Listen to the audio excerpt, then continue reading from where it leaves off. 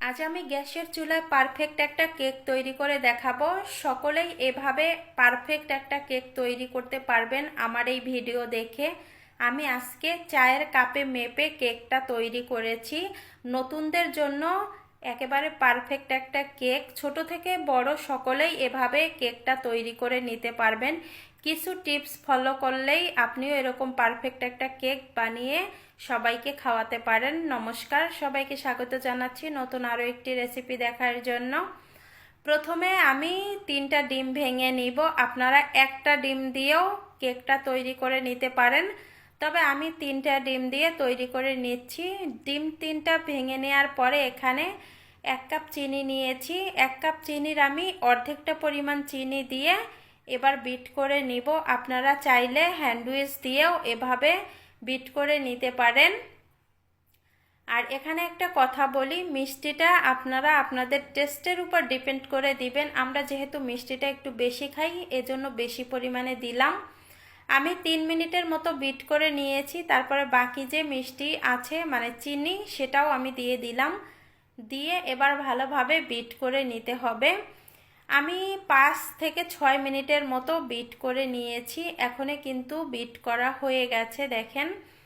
এবার আমি এখানে দিয়ে দিব ওই কাপেরই অর্ধেক পরিমাণ তেল। যে কাপে আপনি কেকটা তৈরি করবেন ওই কাপের অর্ধেক পরিমাণ সয়াবিন তেল দিয়ে দিবেন। আমি অর্ধেকটা পরিমাণ সয়াবিন তেল দিয়ে আবারও বিট করে নিচ্ছি। ভালোভাবে বিট করে নিতে হবে। বিট করে নেওয়া হয়ে গেছে। এখন আমি এখান থেকে একটা কাটার এখানে রেখে দিচ্ছি। এটা দিয়েই আমি হ্যান্ডউইচের কাজটা করে নিব। এবার এখানে 1 চামচের মতো দিয়ে দিলাম ভ্যানিলা এসেন্স। এরপরে দিয়ে দিলাম স্বাদ মতো লবণ। লবণ আর ভ্যানিলা এসেন্স ভালোভাবে মিশিয়ে নিব আমি। মিশিয়ে নেওয়া হয়ে গেছে। এখন 1 কাপ ময়দা দিলাম।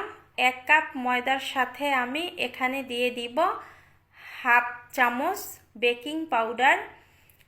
এবার এই উপকরণগুলো চেলে দিব। অবশ্যই ময়দাটা কিন্তু চেলে দিবেন, এতে করে কেকটা খুব সফট হয়, কোনো দলা পেকে যাবে না।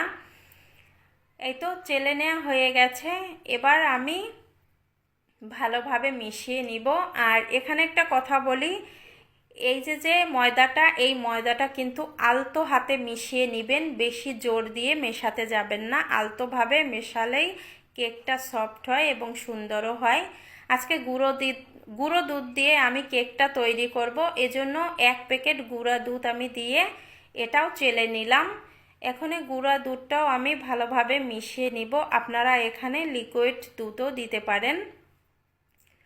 ভালোভাবে মিশিয়ে নেওয়া হয়ে গেছে। এবার আমি যে পাত্রে কেকটা তৈরি করব এই পাত্রের মধ্যে তেল ব্রাশ করে নিয়েছি আর একটা সাদা কাগজ আমি কেটে নিয়েছি। এটা একবার মাঝখানে দিয়ে দিলাম।